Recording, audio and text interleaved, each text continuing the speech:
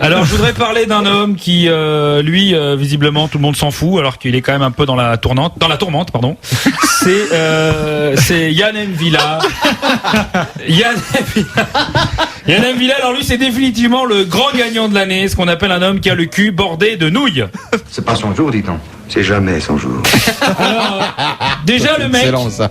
si tu veux, il est né à Amiens, en Picardie. Donc déjà, ça démarre fort. La Picardie, pour devenir une star, c'est parfait. Hein. Sur les 50 dernières années, les célébrités de Picardie, c'est Coé, Jean-Pierre Pernaut, Pascal Brunner et Michou. Je te jure que j'ai enlevé personne. Hein. J'ai mis les sportifs, j'ai tout mis dedans. Hein. Les écrivains. Alors bien sûr, si tu reviens plus loin, il y a Racine, La Fontaine et Dumas, mais c'est vraiment très loin derrière. Quand même. Aujourd'hui, t'as oublié le Gossuin. Ouais, voilà. C'est-à-dire que si tu veux, aujourd'hui, c'est les noms de rue, c'est pas des, tu vois, pour eux. Alors, donc voilà. Donc déjà, le mec, mais il se dit, allez, j'y crois quand même.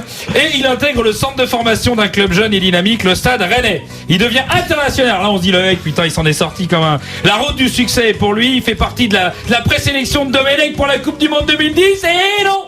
Quelques jours avant de partir, il se fait dégager avec Fanny et Briand. Et hop, les blaireaux cocus qui font pas la Coupe du Monde, il en fait partie, c'est normal. Alors il revient, hein, il se bat, il revient en bleu avec Laurent Blanc. Et après les débuts de Tony Truant, on l'annonce au Barça et paf, il se fait gauler avec des putes dans un hôtel qui en plus lui pique sa montre. Il va au commissariat, les flics le balancent aux médias. Donc tu vas me dire tous les joueurs, hein, Eric, tous les joueurs ils vont aux putes. Mais lui, il se fait gauler, donc voilà. Alors là, il foire ses transferts dans les grands clubs. Il reste au Stade Rennais, donc le mec décidément rien ne va.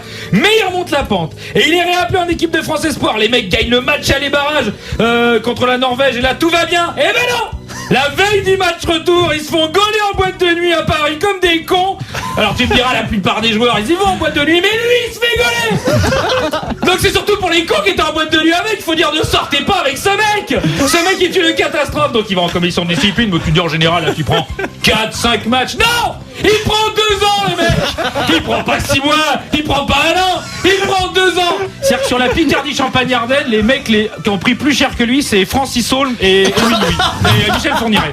Donc, là, tu te dis, le mec, il est au fond du trou. Et à Rennes, en plus. Ça leur arrive la trêve hivernale. Il trouve un club qui s'intéresse à lui. Oh putain. On lui dit que c'est un club plein de thunes, qui joue la Coupe d'Europe tous les ans. Le Real, le Barça, Manchester. Non. Rubin Kazan, moins 20 degrés. Ils parlent pas la même langue, c'est même pas le même calendrier. Le mec le plus proche de toi, c'est un yak. Bref, il se dit qu'il va enfin être peinard. Et là, non, une gamine est interpellée dans une affaire de prostitution. Et qui a dans son portable Yann M'Vila. Voilà. Donc un conseil, si vous êtes un proche de cet homme, aidez-le. Non, barrez-vous. Évitez-le, ne lui parlez plus. Si tu le croises, tu changes le trottoir. Il te demande l'heure, tu jettes ta montre. Il te demande du feu, appelle les pompiers. Mais barrez-vous, merde. À tout à l'heure. Il nous a mis à la bourre. Eric, merci. Ciao les gars, ciao.